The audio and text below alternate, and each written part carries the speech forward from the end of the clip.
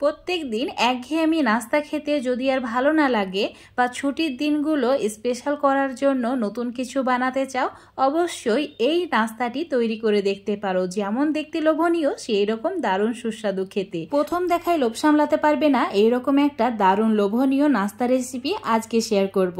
নাস্তাটি তৈরি করার জন্য আমি এখানে পরিমাণ মতো ময়দা নিয়েছি। ময়দার পরিবর্তে তোমরা আটাও নিতে পারো।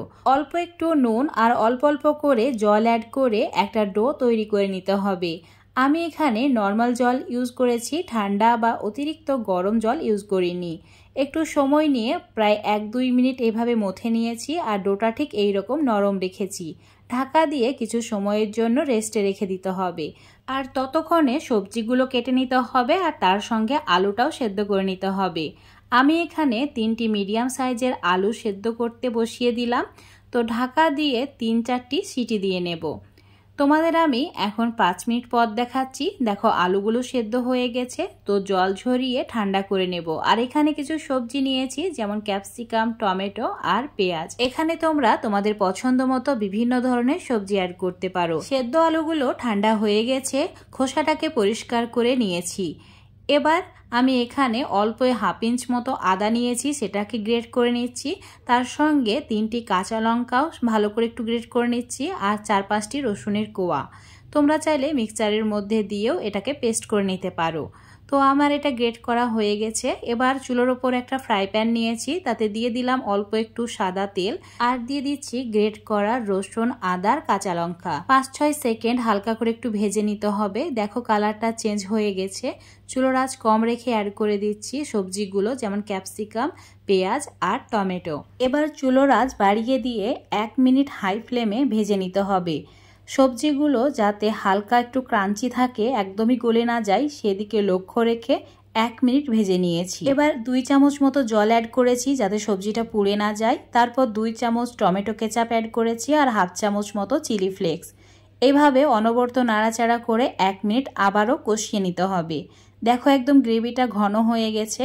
এবার অ্যাড করে দিতে হবে সেদ্ধ আলু। আলুগুলো ঠিক যাতে একটু গোটা গোটা থাকে, তাই হাত দিয়ে এভাবে ম্যাশ করে দিতে হবে।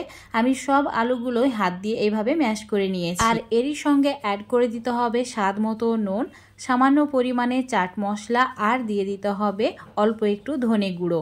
সমস্ত কিছু ভালো করে মিশিয়ে নেওয়ার পর 1 মিনিট রান্না করে নেব। ঠিক এই রকম যখন দেখতে হবে, চুলোটাকে অফ করে দিয়ে একটা প্লেটের মধ্যে তুলে নিতে হবে। প্রায় 10 মিনিট এই ডোটা ঢাকা দিয়ে রেখে দিয়েছিলাম। 10 মিনিটের মধ্যে খুব সুন্দরভাবে ময়দার ডোটা সেট হয়ে গেছে। তো এবার অল্প একটু ময়দা নিয়ে নিলাম, তোমরা আটাও নিতে পারো। হাত দিয়ে এইভাবে ছোট ছোট লেচি কেটে নিতে হবে, একদম ছোট সাইজে লেচি কাটতে হবে। এবার লেচিটাকে আটা বা ময়দা মাখিয়ে নিয়ে এভাবে চ্যাপটা করে নিতে হবে। তারপরে একটা বেলনি দিয়ে রুটির মতো করে বেলে নিতে হবে। আর এই রুটিগুলো খুবই পাতলা করে বেলে নেওয়ার চেষ্টা করবে। যতটা পারবে পাতলা করে বেলে নেবে। তোমাদের আমি দেখিয়ে দিচ্ছি। দেখো আমি ঠিক এইরকম পাতলা করে বেলে নিয়েছি।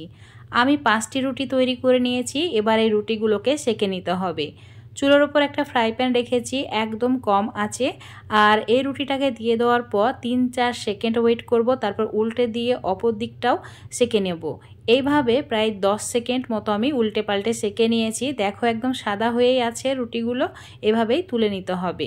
এবার একটা রুটি নিয়ে রুটির মধ্যে যে মিশ্রণটা রেডি করে রেখেছিলাম বা পুরটা রেডি করে রেখেছিলাম, সেটা এবার দিয়ে দিতে হবে। এবার আমি নিয়েছি চিজ। এই চিজ তোমরা না দিতেও পারো, চিজের পরিবর্তে পনিরও অ্যাড করতে পারো। এভাবে চিজটা অ্যাড করে দেওয়ার পর ফোল্ড করে নিতে হবে। ঠিক এইভাবে আমি যেভাবে ফোল্ড করছি এভাবেই ফোল্ডটা করে নেবে। এবার এই নাস্তাটিকে হালকা একটু ভেজে নিতে হবে। তো ফ্রাই প্যানে অল্প একটু তেল দিয়ে দিলাম। তেলের পরিবর্তে তোমরা বাটার ইউজ করতে পারো বা ঘি দিয়েও এটাকে ভেজে নিতে পারো। উল্টে পাল্টে 2 দিক লালচে করে ভেজে নিতে হবে। এইভাবে যদি উল্টে পাল্টে ভেজে নেওয়া হয়, এটা একটু মুচমুচে হবে আর খেতে খুবই টেস্টি লাগবে। তো দেখো আমি এইভাবে উল্টে পাল্টে লো ফ্লেমে ভেজে নিয়েছি। তো এভাবেই আমি সবগুলোকে রেডি করে নেব। এই নাস্তাটি খেতে খুবই সুস্বাদু হয়। অতিথি আপ্যায়নে যদি এইরকম নাস্তা তোমরা তৈরি করো, যে খাবে সেই প্রশংসা করবে। তো আজকের রেসিপিটা যদি ভালো লেগে থাকে অবশ্যই লাইক, শেয়ার, কমেন্ট করে দেবে। ফেসবুক পেজ থেকে দেখলে পেজটাকে ফলো করে নেবে, ইউটিউব থেকে দেখলে চ্যানেলটাকে সাবস্ক্রাইব করে রাখবে। আর এরকম সুন্দর আর নতুন ধরনের রেসিপিগুলো পাওয়ার জন্য আজ এই পর্যন্ত। আবারও দেখা হবে নতুন করে রেসিপি নিয়ে।